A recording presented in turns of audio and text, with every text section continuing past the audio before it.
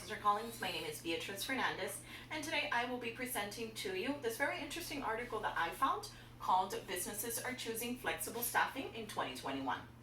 I relate a lot to this article because I began as flexible staff.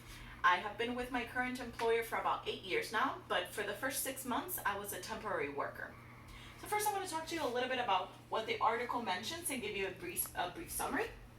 So many things have changed since the COVID pandemic began last year, and although many things are returning back to normal, recruiting is not one of those. Organizations are looking more into flexible staffing due to the current uncertain market conditions.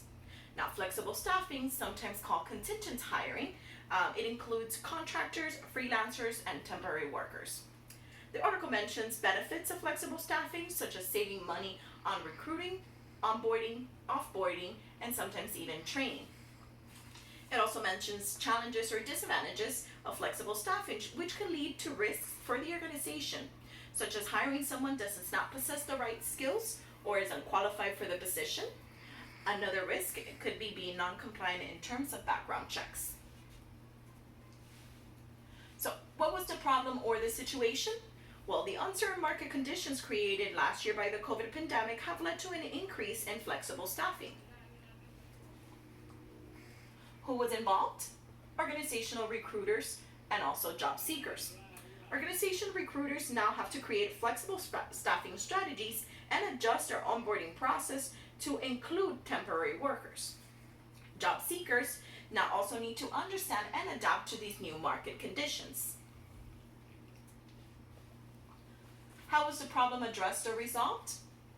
Well, the article does mention the challenges or problems that organizations can face with flexible staffing, of course, as I had mentioned earlier. So, for example, in the terms of avoiding being non-compliant in terms of background check, company can perform their own background checks.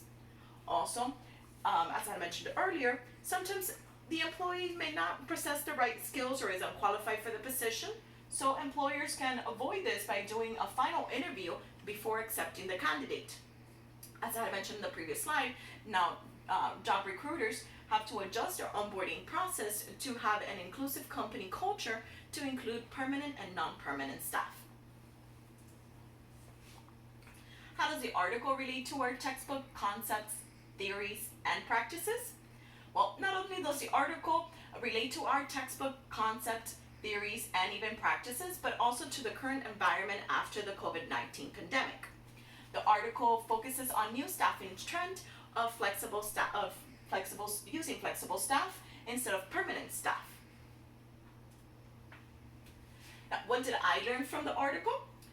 The main takeaway from the article that I took is that we must become easily adaptable to the rapid changes of the economy as well as society alike. But also, of course, that flexible staffing has increased in popularity since the COVID pandemic began due to these uncertain conditions. Flexible staffing also has risks just like benefits. That's just my works cited. So I have reached the conclusion of my presentation, but if you have any further questions, feel free to contact me. Thank you.